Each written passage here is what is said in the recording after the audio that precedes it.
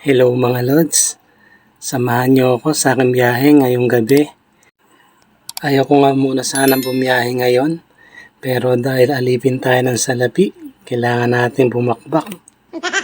Sana maganda ang flow ng booking sa atin ngayong 5:30 PM nga nang lumabas ako dito. Pero dahil nga buenas tayo ngayong araw na to, eto nga 6 PM nang may pumasok sa atin ng unang booking. Tandang Sora, papuntang Bagong Pag-asa, Quezon City. Pag-drop ko nga dito kay sir, ay binayaran niya ako ng 100 pesos. Dapat 80 pesos lang, nabigyan tayo ng tip. Swerte pa rin. Dumiretso nga agad ako dito, papuntang SM North. Nakakuha ako dito ng aking pangalawang biyahe. SM North, papuntang Valenzuela. Ang pamasahe, 130 pesos. Hinahanap ko nga dito ang aking pasahero. Andun pala siya sa kabilang side. At pagka-drop ko nga dito kay sir, ito nga binayaran tayo ng 130 pesos. Siyempre, pagka-drop ko, matik. Alis agad ako dito sa pwesto ko. Kasi nga, matumal ang booking dito banda. Gapang matindi. Papuntang Bignay, Valenzuela. Ayun, swerte, napasukan tayo ng pangatlong booking. Ang biyahe namin, Bignay, papuntang SM Valenzuela.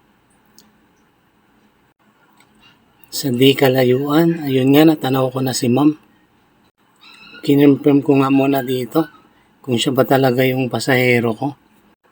After 14 minutes sa biyahe, nakarating kami sa SM Valenzuela. Binayaran ako ni ma'am ng 80 pesos na dapat ay 69 pesos lang. Swerte ulit. Sunod na booking, dito lang din sa pwesto ko. Short ride lang, 50 pesos, cashless payment. Inabot ko na nga dito kay ma'am ang helmet.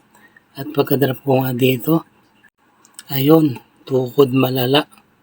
Matik na naman to. Gapang na naman. Pagbalik ko ng Karuhatan, ayun, napasukan. Malinta exit, 50 pesos, cash payment. Medyo madilim na ang mga oras na to dahil exactly 8:30 PM na. Pero bakbak pa rin si Daddy Lods nyo. Hinahanap ko na nga dito ang aking susunod na pasahero. Kinunta ko na nga si ma'am dito. Ang sabi ko, nandito na ako sa pick-up location. After 7 minutes na pag-aantay, dumating na ang aking susunod na pasahero. Sunod na booking, Malinta, papuntang Kanumay, Valenzuela. Ang pamasahe, 76 pesos, cash payment. At dito nga, inaantay ko na dito ang aking susunod na pasahero. Medyo alanganing lugar, kaya alisto lang ako. Buti na lang, andito agad si ma'am. Pagka-drop ko, napasukan agad tayo ng susunod na booking. Dito lang din sa Kanumay, papuntang Punturin, Valenzuela. Ang pamasahe, 80 pesos, cash payment. Pagdating ko nga sa pick-up location, nakita ko nga agad dito ang aking pasahero. Inabot ko na nga dito kay ma'am ang shower cap at ang kanyang helmet na gagamitin. 19 minutes ang biyahe namin papunta sa drop-off location. Pagka-drop ko nga dito kay ma'am, ay umalis agad ako sa pwesto ko dahil nga sobrang dilim.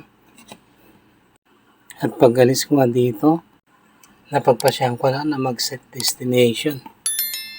Nakapitong booking din tayo. So dito ko na lang muna tatapusin mga Lods yung video ko na to. Sunod na araw na naman tayo, babakbak.